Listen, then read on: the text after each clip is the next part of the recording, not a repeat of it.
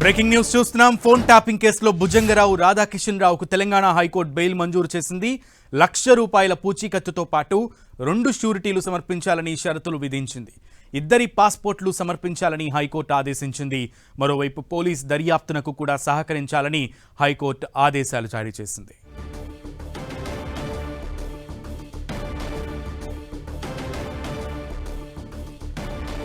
ఇదే విషయానికి సంబంధించి పూర్తి సమాచారం మా ప్రతినిధి సునీల్ అడిగి తెలుసుకుందాం. సునీల్, ఫోన్ ట్యాపింగ్ కేసులో రాధాకిషన్ రావు, భుజంగరావు ఇద్దరికి కూడా 2 షూరిటీలతో ₹1,00,000 పూచీకత్తుతో బెయిల్ మంజూరు చేసినట్లుగా తెలుస్తోంది. Updates please.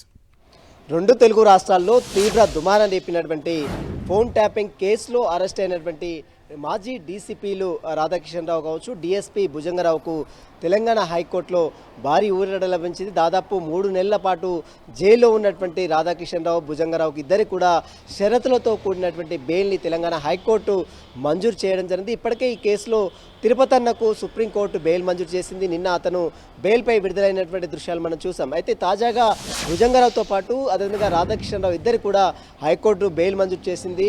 వీరితో పాటు మరోవైపు ప్రణీత్ రావుతో పాటు అటువైపు ఇప్పటికే చెంచల్ కూడా జైల్లో ఉన్నటువంటి భుజంగరావు, రాధాకిషన్ బెయిల్ మంజూరు కావడంతో వారందరూ కూడా బెయిల్పై ఈరోజు సాయంత్రం వరకు కూడా బయటకు వచ్చే అవకాశం ఉంది. మరోవైపు షూరిటీలు ₹2,00,000 2 షూరిటీలతో పాటు పాస్పోర్ట్లని సబ్మిట్ చేయాలి. అదేవిధంగా కేసు కంప్లీట్ అయ్యేంత వరకు పోలీసు దర్యాప్తుకు సహకరించాలంటూ కూడా కొన్ని షరతులని హైకోర్టు ఇద్దరికి కూడా రాధాకిషన్ రావుకు, భుజంగరావుకు హైకోర్టు షరతులను కూడా విధించడం జరిగింది. ఇదే కేసులో అరెస్ట్ అయినటువంటి ప్రణీత్ రావు ప్రస్తుతం ఇంకా జైల్లోనే ఉన్నాడు. మొత్తం మనం చూసాం, గత ప్రభుత్వంలో బీఆర్ఎస్ ప్రభుత్వంలో చాలా మంది ఫోన్లు అప్పట్లో ఉన్నటువంటి ప్రతిపక్ష నేతల ఫోన్లు, ఇప్పుడు ముఖ్యమంత్రిగా ఉన్నటువంటి రేవంత్ రెడ్డి ఫోన్లతో పాటు మరి పలువురు ఫోన్లు ట్యాప్ చేసి ₹1,00,000 గడించారు. అదేవిధంగా ఎన్నికల సమయంలో కూడా ఫోన్ ట్యాపింగ్ చేసి డబ్బులు సమకూర్చారు అనేది వీరిపై వస్తున్నటువంటి ప్రధాన అభియోగం. వీరితో పాటు చాలామంది నేతల పేర్లు కూడా బయటకు వస్తున్నాయి. వారికి సంబంధించిన దాంట్లో ఇప్పటికే కొన్ని కేసెస్ కూడా నమోదు కావడం జరిగింది.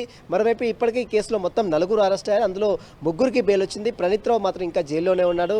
భుజంగారు, రాధాకిషన్కి ఇప్పటికే బెయిల్ వచ్చింది కాబట్టి ఖచ్చితంగా ఈరోజు సాయంత్రం వరకు కూడా వారు బెయిల్పై విడుదలయ్యే అవకాశం ఉంది. మొత్తం మీద 2 తెలుగు రాష్ట్రాల్లో తీవ్ర దుమారం రేపుతున్నటువంటి ఫోన్ ట్యాపింగ్ కేసులో ఫర్దర్గా పోలీసుల ఇప్పటికే ఇన్వెస్టిగేషన్ అయితే కంటిన్యూగా కొనసాగుతుంది. ఈ కేసులో ఎస్ఐబి మాజీ చీఫ్గా ఉన్నటువంటి ప్రభాకర్ రావుని హైదరాబాద్ రప్పించేందుకు అటు పోలీసులు అదేవిధంగా సిబిఐ అధికారులకు ఇప్పటికే లేఖ రాశారు కాబట్టి ఖచ్చితంగా హైదరాబాద్కి తీసుకొచ్చే యోచనలో కూడా అటు పోలీస్ శాఖ కూడా సన్నద్ధం ఉన్నటువంటి పరిస్థితి కనబడుతుంది. మొత్తం మీద ఈరోజు భుజంగరావుకు అదేవిధంగా రాధాకిషన్ రావుకు షరతులతో కూడినటువంటి బెయిల్ మాత్రం తెలంగాణ హైకోర్టు మంజూరు చేసింది. సునీల్, అయితే ఈ వాదనల సందర్భంలో ప్రభుత్వం ఎటువంటి వాదనలు వినిపించింది వీళ్ళిద్దరికి బెయిల్ మంజూరు చేయొద్దు అన్న విధంగా? అంటే ప్రస్తుతం వీరిద్దరు కూడా బయటకు వస్తే సాక్షులని తారుమారు చేసే అవకాశం ఉంది.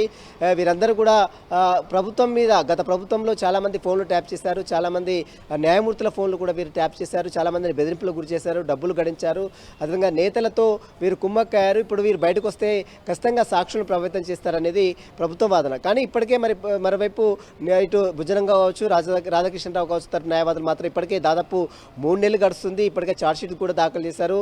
బెయిల్ పొందే అవకాశం ఖచ్చితంగా ఒక అక్యూజ్డ్కి ఉంటుంది. అది నిర్ధారించాల్సిన అవసరం అటు హైకోర్టుకు ఉంది కాబట్టి ఖచ్చితంగా వీరందరూ కూడా బెయిల్ ఇవ్వాలి. ఒకవేళ ఖచ్చితంగా తాము విచారణకు సహకరిస్తామని ఇప్పటి చెప్పింది. సుప్రీంకోర్టు సైతం ఇప్పటికే ఇదే కేసులో నిందితుడుగా ఉన్నటువంటి ఏసీపీగా ఉన్నటువంటి తిరుపతి అన్నకు బెయిల్ మంజూరు చేసింది కాబట్టి తెలంగాణ హైకోర్టు కూడా బెయిల్ మంజూరు చేయాలంటూ కూడా సుప్రీంకోర్టు జడ్జిమెంట్ వారు ప్రస్తావించారు కాబట్టి ఈ నేపథ్యంలోనే అటు భుజంగరావుకు, రాధాకిషన్ రావుకు తెలంగాణ హైకోర్టు షరతులతో కూడినటువంటి బెయిల్ మంజూరు చేసింది. ఇద్దరు కూడా ఎక్కడికి ఏ దేశానికి విడిచి వెళ్ళడానికి వీలేదు. కేసు కంప్లీట్ అయ్యేంత వరకు పోలీసు విచారణకు సహకరించాలి. ₹1,00,000 2 షూరిటీని కూడా సబ్మిట్ చేయాలంటూ కూడా తెలంగాణ హైకోర్టు ఆదేశాలు జారీ చేసింది. సునీల్. ఓకే సునీల్.